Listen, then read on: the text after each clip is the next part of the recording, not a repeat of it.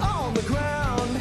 I'm not coming down. I want to go higher, higher, higher than that. Welcome back to the Business is Human podcast. I'm your host, Rebecca Fleetwood Hession, and we're here to bring you episodes that blend meaningful work with profitable success. Here to steward what I call the age of humanity. I believe if we transform the way we work, we can transform the way that we live. As always, my friendly request, if you like what you hear, hit subscribe so you don't miss any episode, and leave a review to tell the other humans that they might like it too. Always looking to help you and connect with others. All right, let's get into it, shall we? Happy New Year. And you know what? March will be here before we know it. March is our 6th annual Stand Tall in Your Story event. So if you are in or around Indianapolis, Indiana, or you're up for an amazing road trip or flying into a great city, we do a phenomenal event around International Women's Day. This year it's on March 13th. And if you go to RebeccaFleetwoodHession.com and click on the shop tab, you can find the tickets there. And I highly encourage you to consider getting a table for you and your colleagues, your clients, your friends. We have people come from all around and in all different situations for this event because it's not only amazing speakers on the stage, which are 7 women that I've been working with for the last 7 months, and they'll be telling a 7-minute TED-like talk about their life and the empathy and vulnerability and humanity that shows up on the stage for that event is unmatched. And we love to have great conversation. So it's not just about the speakers on the stage. We're going to facilitate great questions at your table. And so if you're looking for ways to really form stronger relationships with your colleagues and clients and friends or whoever, this is the place to do it. And while you're there on the shop tab, you can grab some amazing badass Women's Council merch, like the cute little hat that I'm wearing right now, in case you're seeing this on video. All right. So I'll see you there March 13th. If you have questions, you know how to get a hold of me. I'm excited to bring you our guest today on Business is Human, Kristin Cummings. I just saw her profile on LinkedIn and thought she looks interesting. I'd like to meet her. And that's what we did. And through that conversation, discovered that she would make a great guest. And she is a total badass. She helps small and mid-sized businesses grow. She's the founder of her own company, a virtual chief operating officer, where she partners with leaders and founders to clear the chaos, focus on what matters, and help them to really enjoy running their businesses again. She works to provide strategy sessions or just to help find the right operations people to run the business long term. Here's what makes her story so great. One of the many reasons. She's not just about business. She's about living life on her terms. So, of course, you can see why I reached out to her. After a wildly successful career where she grew an event business P&L from 8 million to 16 million, she made a bold move to quit, sell her house, and hit the road full-time with her family. Now she's running her business remotely while traveling the world and proving that you don't have to sacrifice your dreams to make an impact. Today, we're going to talk about what it means to pursue the life you really want without hustling for someone else's version of success and how to make those big, scary leaps one step at a time. All right, here we go. Kristin, welcome to the show. Thank you so much for having me, Rebecca. It's good to be here. You know, it's so fun to be in podcasting because I can just reach out to people that I've never met and say, hey, do you want to be on the show?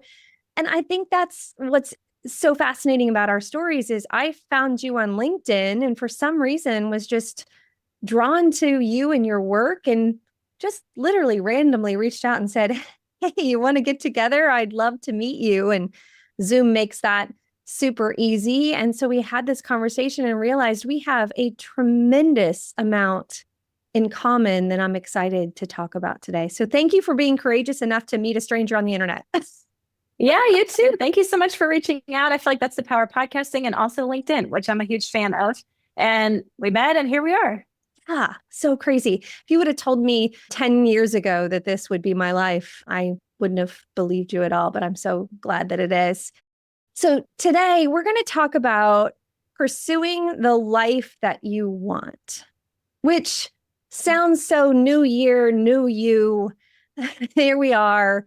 But what you and I both have in common is the way our life has played out to pursue the life that we want looks a little bit different than I think some people believe when they see that as a phrase. Just before we even dig into the details, when you think about pursuing the life that you want, describe that to our listeners. What does that mean to you? I think for me, I found myself a little bit anti-hustle and I don't know, that's a whole vibe. But like, I think for so many people, finding a life you want can bring up these thoughts of like, I need to own a Tesla or I need to own the company that makes them or, whatever these like huge things are. And for me, it was really taking a step back and saying like, this is my life. Life is happening right now. What do I want my own life to be like? Not what are people telling me? What is LinkedIn telling me?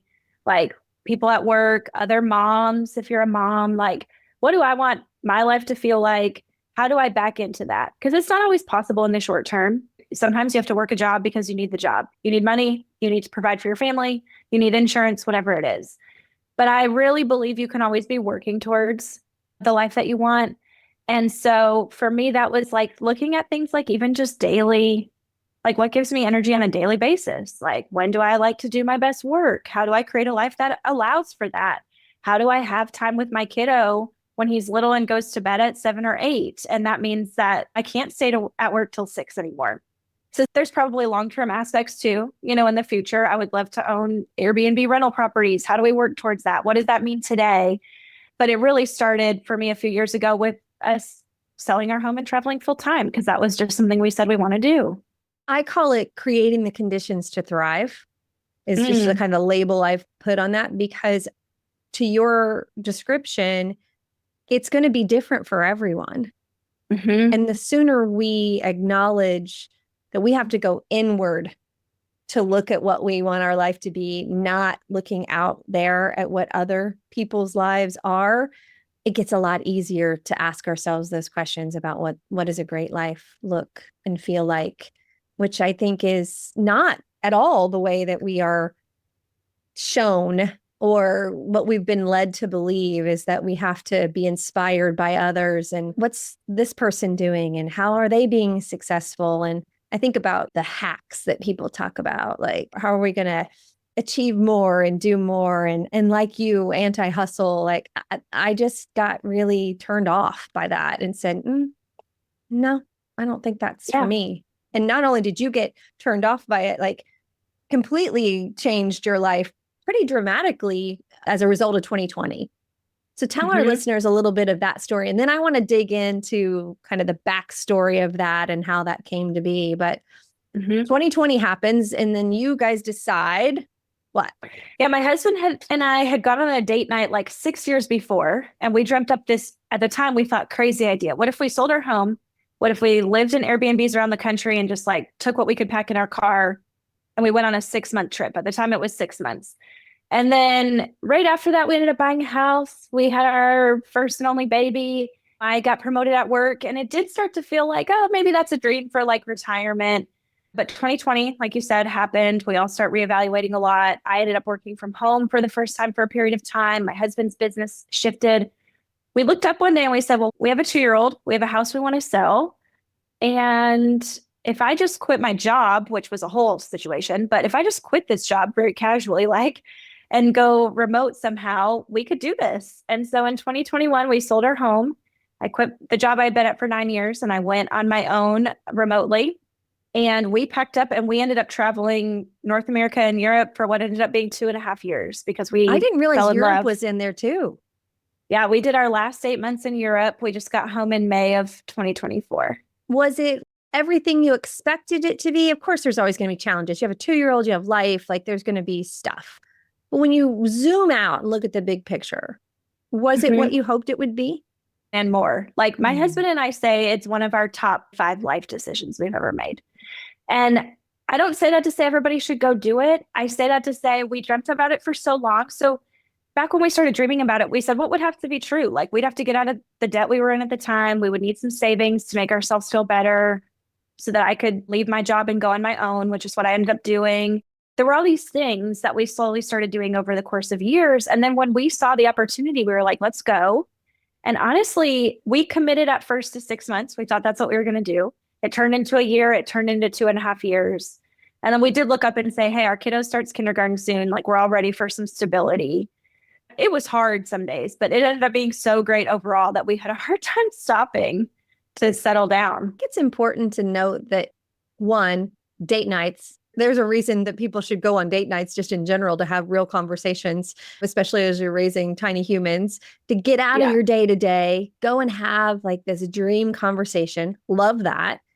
But not only did you have it as a dream, you started taking action to prepare for that dream's eventuality. Mm-hmm. Like in general, I think that sets you apart already. It's one thing to talk about your dreams. It's another thing to collectively sit down and say, okay, what would need to be true? And then taking action on some of those things. Yeah, that's such a big part of creating your life, because I also think that gives you hope in the times where you may not like your whole life situation for whatever reason. And for me, it did, of like, oh, like even when work is hard or my husband's not sure about his business, it's like, we're working towards some things so that later we have this freedom. Whether we do it or not, when the time comes, will depend on family and job and all this stuff. But I knew that I wanted to work remote at some point, and that would mean I had to have a little security in the bank, so there's these things that I think just give you that I'm working towards something in the future that's exciting to me. Ooh, that's big, because then it's not whatever's happening right now in your life, your current job, your current scenario is a stepping stone or a piece of a bigger picture that is your dream in the future. Therefore, it doesn't give it so much weight in the moment. Circling back to what we were talking about earlier, like there may be a time where you've got to hustle. Like I'm not saying I'm anti-hustle all the time. And it may be life dependent. I mean, for me, before I had a kid, it was a lot easier to do the travel and the hours. And I'm glad I did at the time. I was tired sometimes, and I don't recommend it long term. It ended up forcing me to face how I deal with stress. But there's a time where you may have to do that either by desire because you want to achieve the next thing, or because you just have to, because life is what it is. And I think that having that kind of future, like, well, at least I know where I'm going, is really helpful. Yeah. I call it the rhythm of life. Sometimes you're in that calm, rested space, and sometimes you got to like work it hard, going uphill to get to where you need to be. It's the ups and the downs. And that is what makes it fun to me. I, like you, lived way too much of the go, travel, figure it out as my day-to-day lifestyle until I couldn't. Lessons learned for both of us in that regard. I love that perspective. That's not something I had anticipated would come up in this conversation, but I really want to underscore it, that when you have that long-term dream that you're working towards, the challenges in the moment don't hold you prisoner or don't identify you. They're just something to get through or learn from or whatever to get you where you ultimately want to go. Yeah, for sure. It's like perspective. Exactly. Yeah. Oh my gosh, we have so much in common. Seriously, if people would have heard our first conversation, I walked away from that. I'm like, it is so fascinating to me that people are living almost parallel lives as us somewhere in another part of the world or the country. And then when you get on the phone together, you're like, oh my gosh, even the Airbnb, like real estate investment is on my list of things to do as well. And we even look a little bit alike. So it's just really fascinating the way our stories have synced up. But one of the other ways that our stories are very aligned, when you were thinking about working remotely and starting your own business, you weren't trying to get away from a toxic work environment, really, or a company that just was like, oh, this job is terrible. Nor was I. In fact, we were both working for companies that are well known in terms of brand, and we were both doing really good work, but still had that dream of, I want to do something better or different. Talk a little bit about where you were and what that decision was like. I don't know if this is the case for you, Rebecca, but for me, that's what made it maybe the most trippy to want to leave. Is like I worked for that role for a long time. And like I said, I think at the time, if you were to tell me, write your dream title on paper, I would have written that dream title down and been like, I'm already doing it. And I worked with a lot of my closest friends. There was a lot of good. And there were a lot of personal reasons that I knew it was time to go. I also really wanted the flexibility, and they were a very in person job. And so I think at first, at least for me, I was a little resistant when it even started coming up in my mind. Like, I think it's time to go. This feels crazy. Usually in the past, I've had situations where it was time to go because it is toxic, where it's like, this is going nowhere, or there's somebody in leadership that you don't trust, or whatever the case is. That feels very obvious. And while hard in its own right, frankly, a little bit easier than saying, this has been a good situation and now it's time for it to be over. And I knew there were going to be a lot of people I missed there. And there have been. But it's funny how I kind of let myself just lean into that process, just like, okay, what if it is time to go? What would be next? And when this dream of like living on the road really started resurfacing for us, it's like, well, maybe this is part of it. And maybe we just need to lean in and follow this. And once I finally made that decision, I never looked back. It was like, yes, this is right.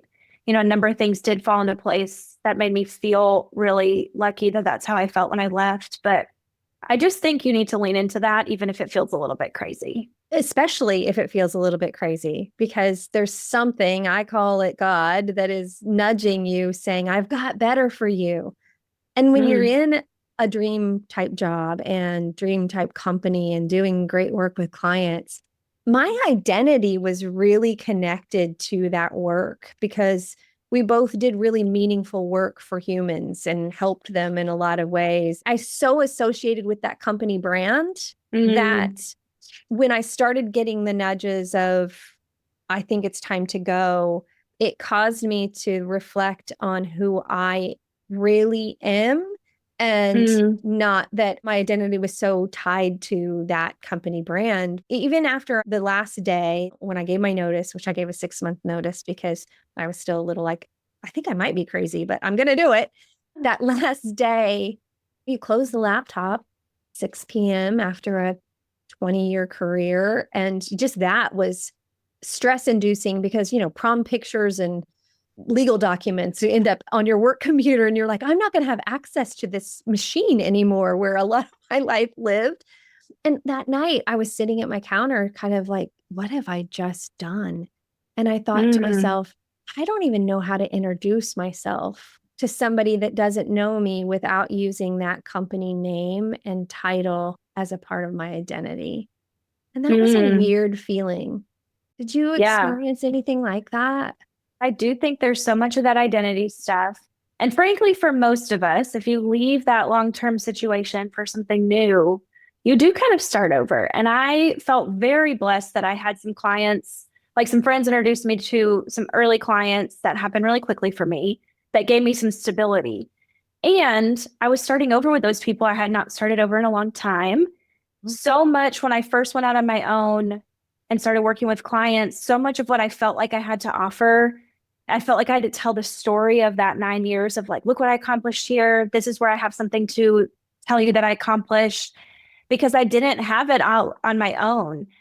I do feel like I'm 3.5 years out now, and I'm starting to be able to have more of those reps and those stories to say, hey, I can work with you as a client because I worked with these other clients. And this is the work I've done on my own 2 feet that, yes, is still based on lessons I learned there, but some of that just takes time. Yeah. And it is a weird, very weird process, a little disorienting, I think.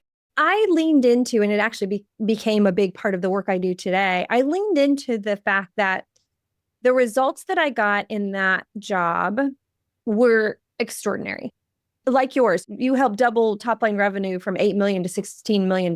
Like, that's significant. I sold $36 million for this company. That's a big deal. But I leaned into the fact that it was my unique gifts and talents that led to that result. And I was bringing those unique gift and talent with me into this new thing I was creating. I love to create like metaphors and symbols that are visual for me to comfort myself sometimes in those stressful moments. I pictured myself like with wrapped gifts that were mine, in the work that I knew how to do that I was then going to go give to someone else. I had given them to this previous company in a way that netted these great results. And I was taking those gifts with me. And then I was going to go give them to someone else in the way that I was doing client work together. And that helped me with my confidence not to feel, because you are starting over, you're starting a new thing. It helped me not to feel so like ground zero in that starting over. It's like, I have the capability to do great work. And I've proven that here. And now I just need to go do it somewhere else. I feel like somebody told me something very similar when I left of like, you need to have some trust in yourself that while you're transferring this to somewhere else, the first time you face a problem with your new role, your new client, like you are going to know what to do a lot of the time. You're going to be able to draw on experience. You're going to be able to say this isn't exactly the same, but it's similar, and like don't discount that. And while I do think you have to get the reps to kind of boost your confidence, that really helped me when I left. Like, yeah, I have been through a lot of stuff. And when it comes up, either I'll know what to do or I won't, and I'll ask for help. We'll figure it out, you know? Yep. And so until you get the reps, I think you do have to lean on that. And isn't it funny when you would be in new situations with new client, new company name, those memories of that other work would just come into my consciousness when I needed them. We've been taught from a school perspective, you got to study for the test. And so like you've got this new company, which is like this new class, and you're supposed to study for that test. When in fact, you just brought all of that experience from what you'd learned in that other company. And then I could tell stories of situations that had happened that were relatable to this new company. I didn't start over. I brought all of that experience with me. And the more I had that experience where I'd just be talking to a client and you are kind of nervous. You're like, I started this thing. I'd like to make some money like soon. And you'd be talking with a client and all of a sudden I just find myself telling this story of something that was relatable from 10 years ago. And I'd hang up from those calls and I'd be like, okay, it's going to be all right. Like, I'm all right. Yeah. I have something to offer. I can help. And small businesses, small to mid-size, like I've just found there's like a big switch too when you leave a big company of how fast you can implement change in smaller companies, which to me has been really refreshing and fun. It's like you do lose some of the resources you may have had, but I think you make up for it with like a nimble mentality or like just a faster moving, like, oh, we could try some of these things. Most of the time, if they fail, it's not going to be the end of the world. We're going to keep iterating and we're going to figure it out. And that's been really fun for me. Amen. And that was the other thing that we connected on is we both went into this like small and mid-sized company market, which it just kind of found me. I didn't have that great intention. But once I started working with them, actually what I felt like was all of a sudden somebody had just opened this door or this curtain, and all of these companies, these small and mid-sized companies and owners and wonderful people were there. And I was like, where has this been my whole life and career? Because I think we were both working with Fortune 500 companies and big organizations and lots of red tape and lots of bureaucracy sometimes to get things done. And all of a sudden it was like, oh, it's this. Oh, this has been going on. This LinkedIn world existed, and I was just over here doing this other thing. And it's really fun. I've enjoyed getting to and learn like new industries. And so many of those business principles that you learn transfer no matter where you're working, which is another probably just case in point that you need to have some trust in yourself that you've learned like the principle behind the thing. But you just get to see it play out in so many different ways, which has been really fun too. Yeah. You started your own company and you were doing this fractional COO, which is also a new concept, really. But the way that you are helping those small to mid-sized businesses with the things that they need most because of that experience that you've had in a bigger company, that was the thing that I got most excited about when I saw how hungry these business owners and leaders were for the kind of support that I kind of took for granted in big companies, and to be able to scale it in a way that really made a difference for them is really rewarding. Like gratitude and movement on something that you implemented fairly quickly. Tell us a little bit about how your company works to do that, because I really think that that's going to be a part of the future in the way that people do work. Tell our listeners a little bit about how it works. Yeah, I hope so too. I think for small to mid-sized companies, especially, I feel like fractional is the future, or there's at least a big part of it. So I work as a fractional, I call myself a virtual COO for several small to mid-sized clients at a time, filling that COO seat when they're not ready for a full time, they can't afford a full time yet, but they want the expertise. That's what I think you get with fractional is you get that expertise before you can pay for the role full time. I love that I get perspective into a lot of different kinds of businesses. So it works out as a win-win. But I also think when you have a small to mid-sized company, oftentimes what you need early on are people who can look across the company and fill several seats before you can afford to fill those seats full time. So fractional, especially operations folks, where we can kind of look across the business and be like, hey, I'll jump in. I can get this project off the ground. We can get it turned around. Once it gets traction, maybe we go find an expert or maybe we make the hire once we prove its ROI. But just having that person who can get those things rolling can make a big difference in companies. And to your point, we get to start things a lot faster. When you're part of a 1,000-person team, there is by nature, and I think by necessity, a need to be a little careful with how you roll things out, how fast they do, what do they impact, what are the other things that break when we do this. With small companies, it's often like, oh, great, you found a better solution for bookkeeping, do it. Like, can you do it next month? Let's do it. And it's really fun.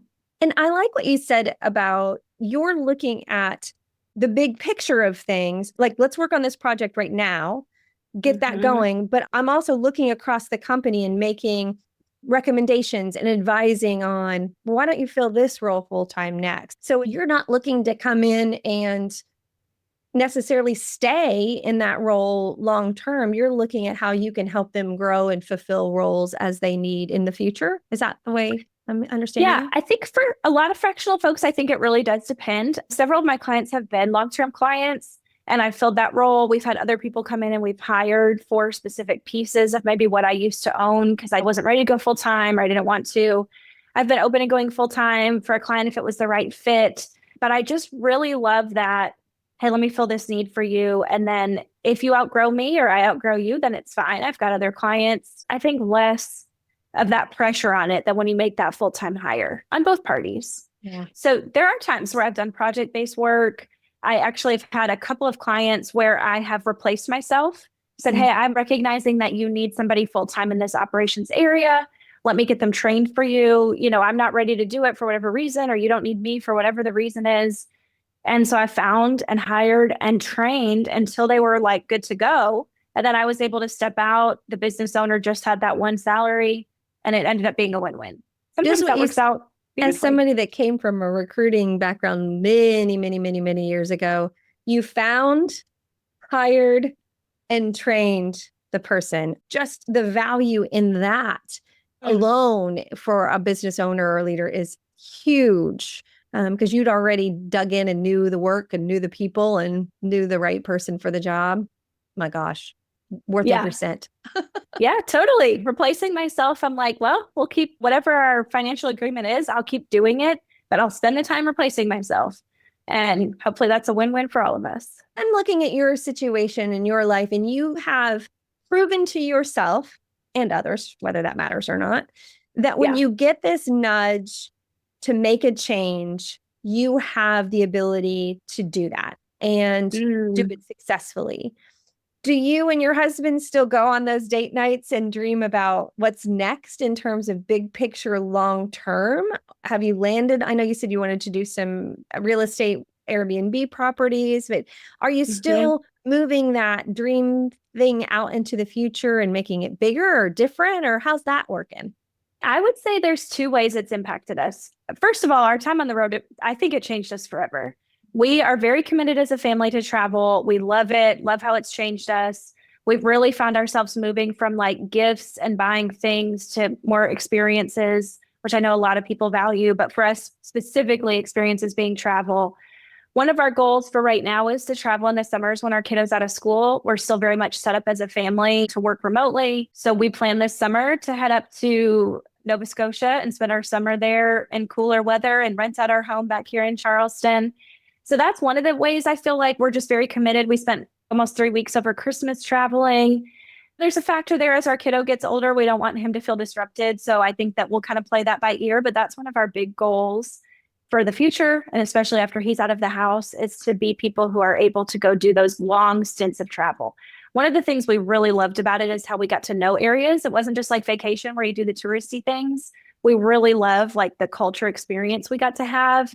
We'd love to branch out even further as our work lives let us. And so I think knowing that's a big value of our families now, even opportunities that I've had, that my husband have had at work where we may have turned them down, or we may have said, hey, this is not a right fit for right now. It doesn't fit into now how we imagine our family's future. Not to say that might change. We might find ourselves, I don't know, sick of travel. I don't see that happening, but, or just ready to stay planted for a period of time, or we have some family situation that calls for it. And then those opportunities are different. But for right now, that really impacts not only the future, but like even our daily life for us. This is big because traditionally we look back on society, and this is actually the root cause of burnout stats too, is prove yourself, work harder, take care of the business, and it will take care of you. You have flipped the script and said, I'm going to pursue the life I want. I'm going to, in my words, create the conditions to thrive. And that means I'm deciding what business opportunities we as a family say yes and no to that then allow us to live that life that we want. So how often do you know stories of people that uprooted their entire life because there was a promotion opportunity and they had to move to another city? It wasn't necessarily where they wanted to live, but who turns down a promotion and that much money? We're going to pack up and we're going to go, versus saying, what's the life that we want to live and how can we evaluate the business opportunities that we get based on the dreams that we have as a couple and as a family? So this is something I'm really passionate about too, because there's a tension here, right? Like I am financially motivated. I am ambitious. I do want to make more money. I do want to be smart about retirement. I don't want to just be one of those. We are not true nomads in that we're like, screw retirement. We're going to spend all our money now and live on couches somewhere. Like we're still intentional people, but it has led to some big life decisions for us. One of them being, we went from probably 3,000 square feet before we sold our home and moved to like 1,400. We have a little townhouse now that we bought very intentionally. We spent more money on than our last house because of the market and the part of town we wanted to be in. But we wanted no outside maintenance. So when we leave for the summer, we don't have to worry about it. We wanted something that was within our budget so that we had the money to stretch for travel.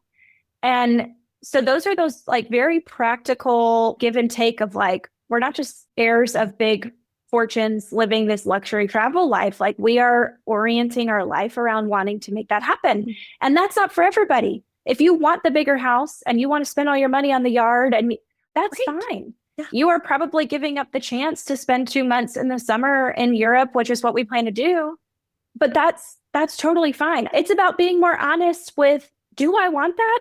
Do I want the bigger square foot house? Was I just told I wanted that? And if after you reflect and say, no, that's what I want, then awesome. Go do it. And at least do it knowing I've traded off other opportunities for something that I do want. Like sometimes I do. I'm like, oh, I wish we had a big yard. We've got a kiddo and our yard is pretty small, but I can walk him to a park and I can walk him to our neighborhood pool. And for right now, our setup is going to allow us to spend 2 months in Nova Scotia this summer. It's where we're at. And I just think that knowing that helps me remember when I do have those moments where I'm like, oh man, I wish we had a huge yard where we could do all this awesome stuff. And we don't, it's small, but I'll be in Nova Scotia all summer where it's like 70 and breezy. I think doing that work to know that matters. And so the difference between proving yourself is knowing yourself. So you and your husband have sat down and said, this is what we know to be true about us. We want to live this life. And now we're going to take that same diligence and intentional planning that we have learned as business people and apply that to our life to have the life that we want, not the life that is a circumstance that we've landed in. And I have been telling business leaders for a while now that in the post-2020 society, what some are calling this great reevaluation of life. People, got, in that forced trauma, they went inward instead of looking out at what was happening, right? And they said, is this really the life I want? Is this all there is? And that is a global phenomenon that happened. That just is. If leaders are trying to continue to run their business based on a society that desires to prove themselves and work harder and believe that if they take care of the business, it will take care of them. Many of us, that's not where we're at anymore. And so you have to be thinking about society is looking at what do I want for my life and how can I go find the career that's going to allow me to create those conditions to thrive. And that doesn't mean we don't want to work hard, but this idea of proving ourselves and killing ourselves for a company, a lot of really great performers have said, yeah, no, either they've started their own business or they're being very picky about who they choose to work for so that they don't get back in that trap of burnout. I think that is just that intentionality we started this whole conversation with. Like, what do I want for my life? Maybe it's in this season. What do I want for my life in this season? My kiddo's at home. You know, I'll be however old when he leaves. And if I want to work late by then great. But right now I don't. Or right now I do. Right now, if you're 28, you don't have responsibilities and you are getting ahead in your career, then awesome. I would say take care of your stress and go learn as much as you possibly can before something shifts that makes you not want to or not able to do it. And so I think that intentionality is what really matters. And knowing in your heart, what is your soul saying that you need and want, and listening to that and not trying to compare yourself to others, that there's this scripted plan of success that I think many of us growing up were thought that that was the thing. And it's not true. You got to listen to that inner voice that says, hey, what if you, and then whatever comes after that is your plan, not what your neighbor's doing or your Instagram feed is doing. Yeah, totally. I love Which that. also means that, as you just said, you can change it. And then I call them the chapters of our story, right? So your child is going to get older and have different needs. And then you're going to look and say, okay, what does this mean for our family? And then when he goes off and does his life, then you can look at, okay, what does this mean for us as a family? And seeing our lives in those chapters as they play out versus I got to have it all figured out. That's a lot. Yeah. It takes the pressure off too. Like, okay, what works for this year, this next couple of years? This house works for us for the next probably couple of years.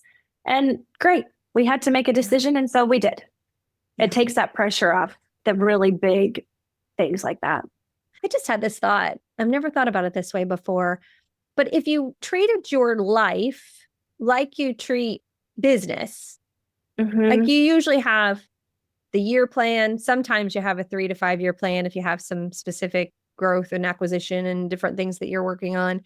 But if we saw our life in that shorter time span of what does success look like in the next 12 months or in the next 3 years versus I got to figure my life out. Like that is just such a horrendous expectation that just isn't true.